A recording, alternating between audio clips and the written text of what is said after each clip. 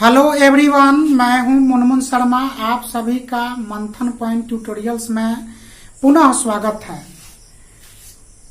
इस वीडियो में हम लोग अम्ल का वर्गीकरण करेंगे। अम्ल को हम लोग बहुत भागों में, बहुत प्रकारों में वर्गीकृत कर सकते हैं। सबसे पहले हम लोग अम्ल को दो ही भाग में बांटते हैं, खनिज अम्ल और कार्बनिक अम्ल। और भी बहुत सारा प्रकार हो सकता है, लेकिन दो प्रकार मुख्य होता है, खनिज अम्ल और कार्बनिक अम्ल। लेकिन हम यहाँ पे सभी प्रकारों को 1 बाय 1 करके हम समझा रहे हैं। तो सबसे पहले हम लोग खनिज अम्ल के बारे में समझते हैं। खनिज अम्ल को हम लोग मिनरल एसिड कहते हैं।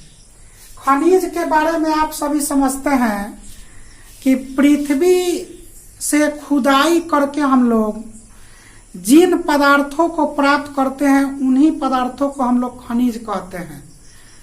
तो यानी खुदाई करके जो हम लोग अम्ल प्राप्त करते हैं, उसी को खनिज अम्ल कहते हैं।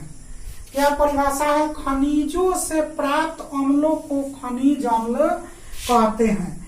ये प्रायः सबल अम्ल होते हैं। अब यहाँ पे सबल के बारे में हम लोग समझते हैं। सबल को हम लोग प्रबल भी कह सकते हैं। सबल अम्ल हम लोग उन अम्लों को कहते हैं जो अम्ल आसानी से प्रोटॉन प्रदान करने की प्रवृत्ति रखते हैं। जो अम्ल आसानी से प्रोटॉन प्रदान कर देते हैं, या हम लोग दूसरे शब्दों में भी कह सकते हैं, जो पदार्थ आसानी से H+ आयन प्रदान करते हैं, उन पदार्थों को, उन अम्लों को हम लोग सबल अम्ल कहते हैं या प्रबल अम्ल कहते हैं, स्ट्रॉन्ग एसिड कहते हैं। जैसे में गंधकाम्ल को हम लोग सल्फ्यूरिक अम्ल भी कहते हैं। इसका रासायनिक फॉर्मूला होता है H2SO4। नमकाम्ल, जिसको हम लोग हाइड्रोक्लोरिक अम्ल कहते हैं, इसका रासायनिक फॉर्मूला हम पिछले वीडियो में भी बताए थे, HCl। सोडिक अम्ल, जिसको हम लोग नाइट्रिक अम्ल भी कहते हैं, HNO3। तो इन अम्लों को हम लोग खनिज अम्ल कहते हैं। यहाँ पे हम लोग सबके फॉर्मूला में देख रहे हैं कि इसमें कार्बन नहीं होता है।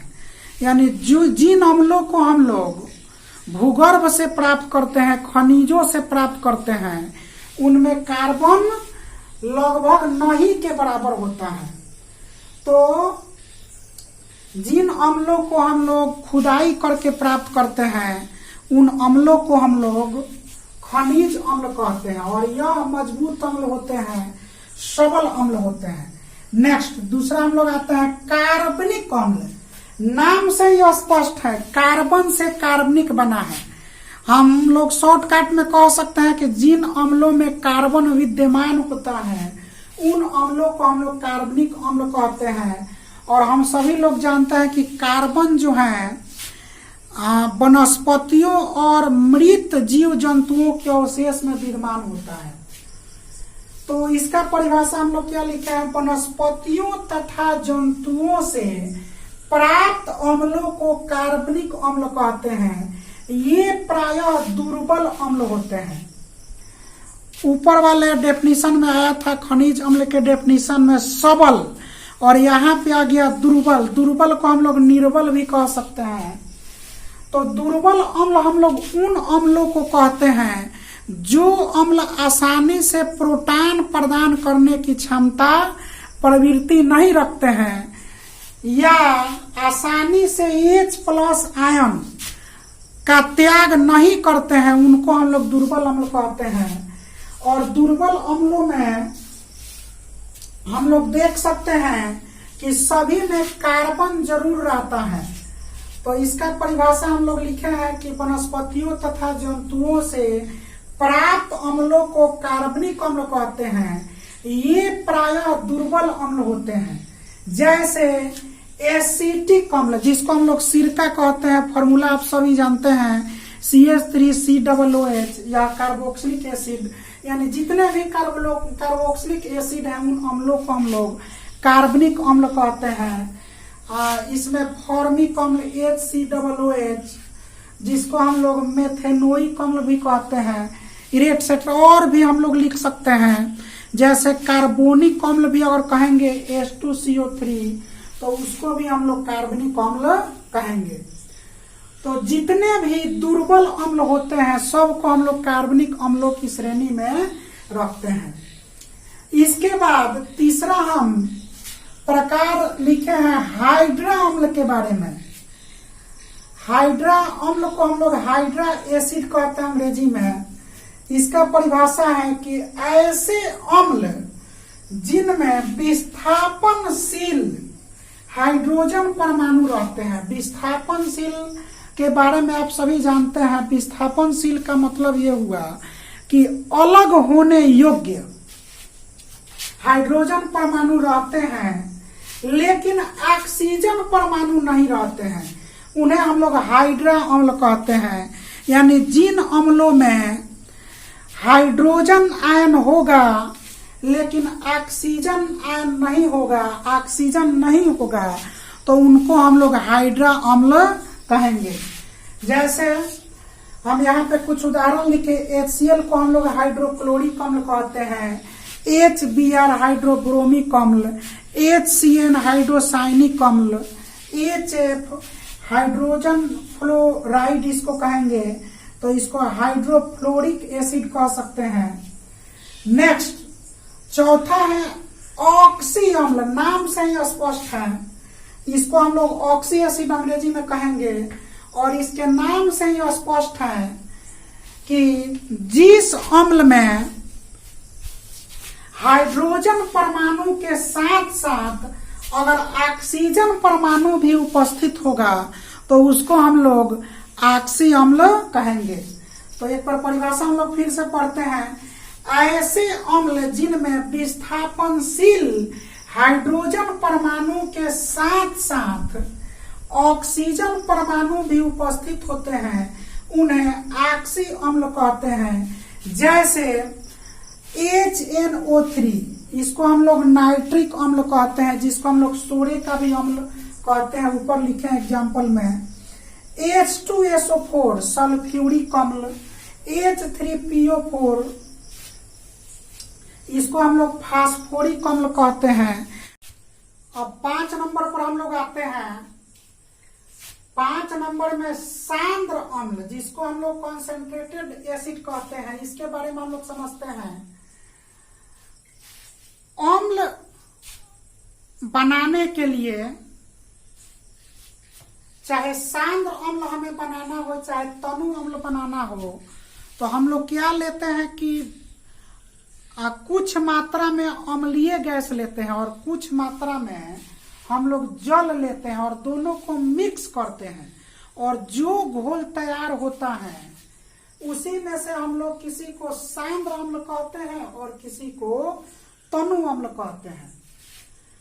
तो जिस घोल में अम्ल की मात्रा अधिक हो और जल की मात्रा कम हो उसे हम लोग सांद्र अम्ल कहेंगे, और जिस घोल में अम्ल की मात्रा कम हो और जल की मात्रा अधिक हो उसे हम लोग तनु अम्ल कहेंगे। तो सबसे पहले हम यहाँ पे परिभाषा पढ़ते हैं सांद्र अम्ल के बारे में। सभी अम्ल अम्लीय गैसों तथा जल में बने घोल होते हैं। जिस घोल में अम्लीय गैस की मात्रा अधिक होती है तथा जल की मात्रा कम होती है उसे हम लोग सांद्र अम्ल कहते हैं। यानी जो घोल हम लोग तैयार करेंगे उसमें यदि अम्ल की मात्रा अधिक होंगी और जल की मात्रा कम होंगी तो उसे हम लोग सांद्र अम्ल कहेंगे।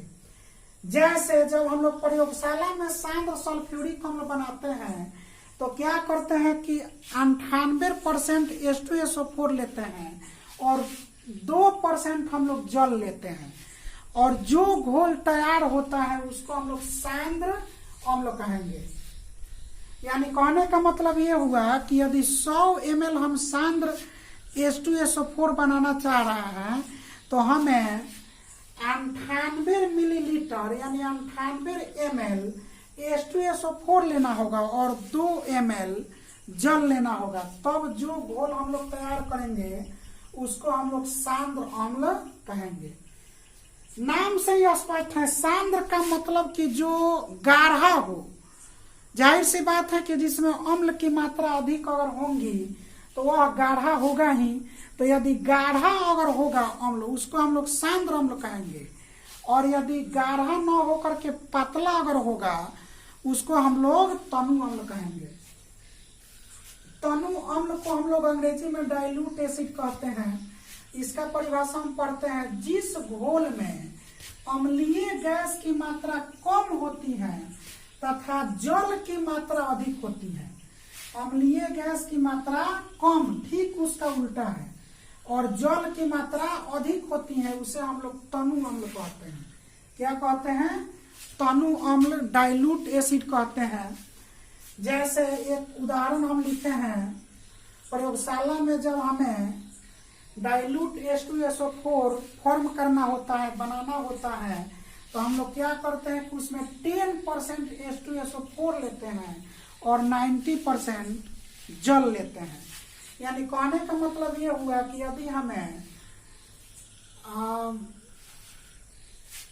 तनु H2SO4 अगर बनाना होगा तो उसमें हम लोग क्या, अगर मान लो कि 100 मिलीलीटर यदि हमें डाइल्यूट H2SO4 बनाना होगा, तनु H2SO4 बनाना होगा, तो हम लोग उसमें क्या करेंगे कि 10 ml H2SO4 लेंगे और 90 ml जल लेंगे, और जो घोल तैयार होगा उसको हम लोग तनु H2SO4 कहेंगे। तो आप दोनों के बारे में भली भांति समझ चुके हैं। तो आज का हम लोग सेशन यहीं पे समाप्त करते हैं।